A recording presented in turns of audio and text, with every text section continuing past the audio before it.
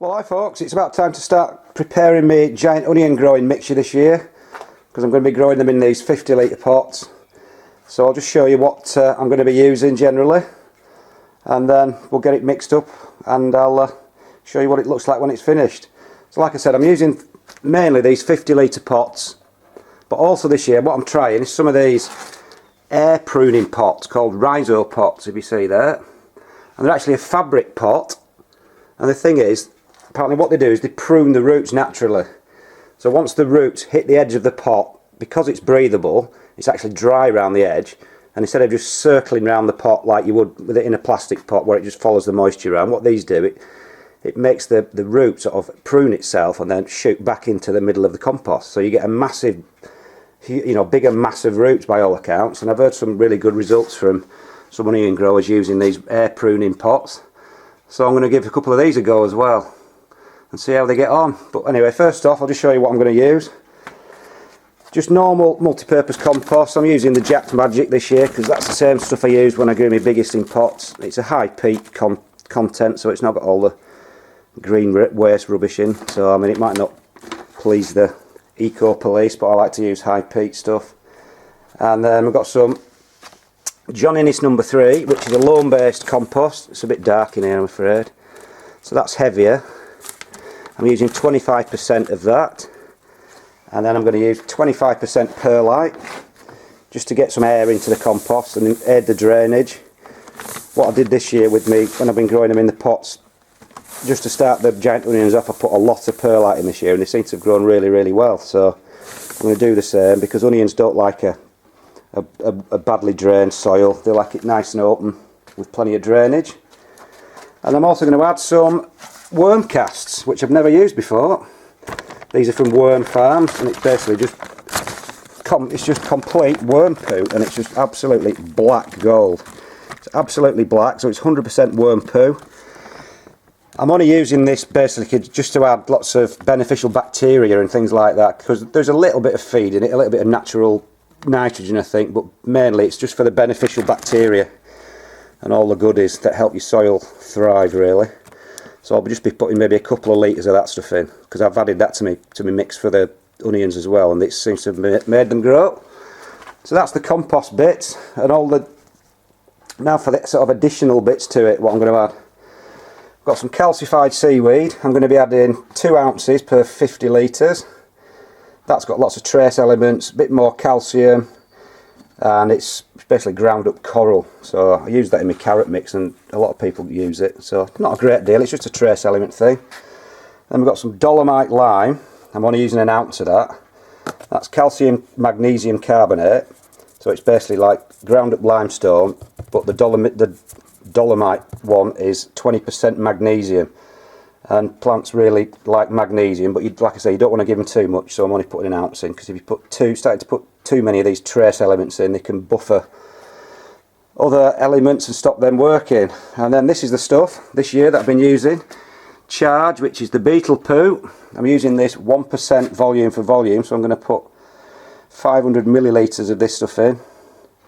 And like I said, it's just Beetle Poo, so it's pure Beetle Poo, and this again it's just for the beneficial bacteria. It is a weak fertiliser, but it's more for the beneficial bacteria and the plant stimulus and stuff like that. And I've tried that this year again, and it seems to be working really well. And then again, some of this stuff, Nutrimate, which I've used for years, which is, it's a ground organic rock, and it's absolutely full of humus and fulvic acid, which again are beneficial to plant and soil and microbial activity. So that's all the bits. I'll tell you how much I'm putting in when I'm doing it, and I'll just show you what it's like when I've finished. So I'm going to do these in 25 litre batches, give or take. This is a 4 litre tub. So I'm going to use 3 parts of the compost to 1.5 parts perlite, 1.5 parts John Innes number 3, and then maybe a litre or so of the worm casts. So I'm going to do it by hand. I would usually get my cement mixer out and stuff like that, but I just can't be bothered. I don't think it needs to be too brilliant.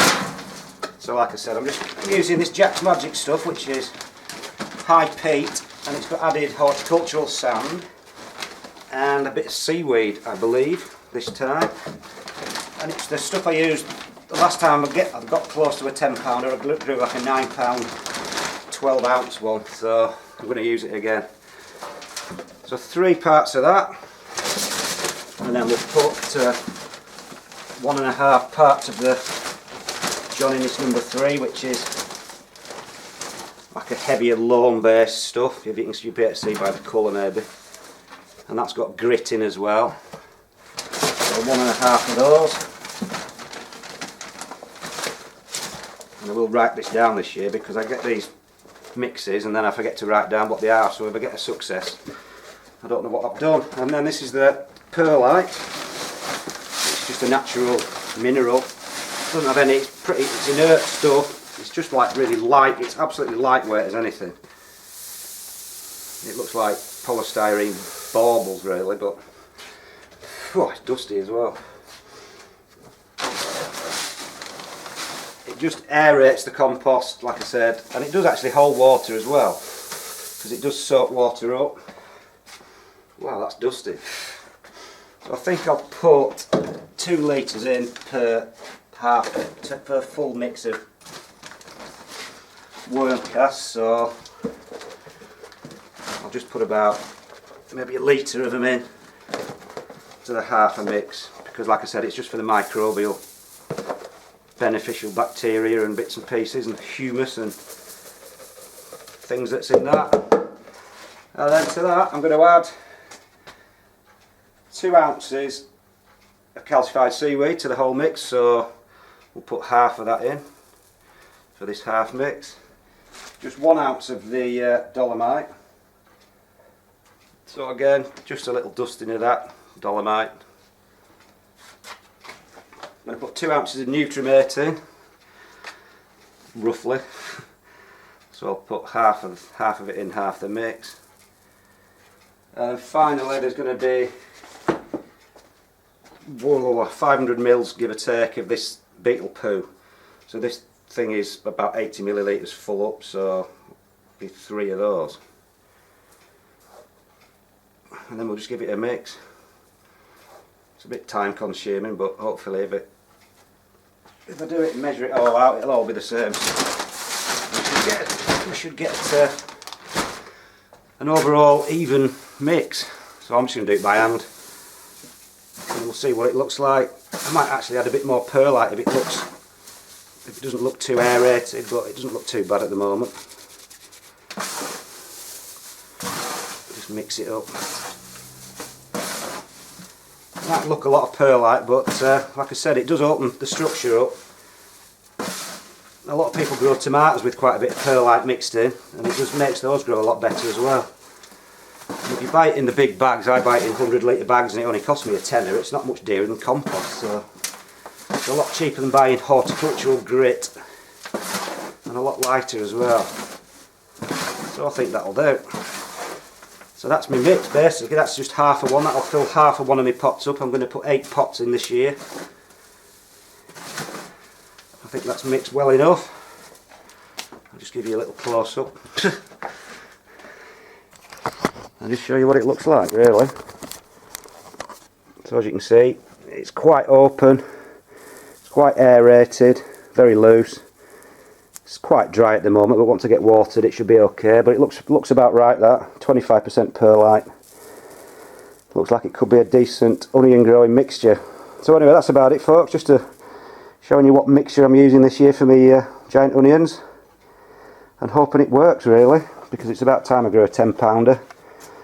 So maybe it's the super Beetle Poo that'll do it, or the worm cast, but I don't care what, but as long as I get a 10 pounder this year, that's all that matters. So that's about it folks, see you later.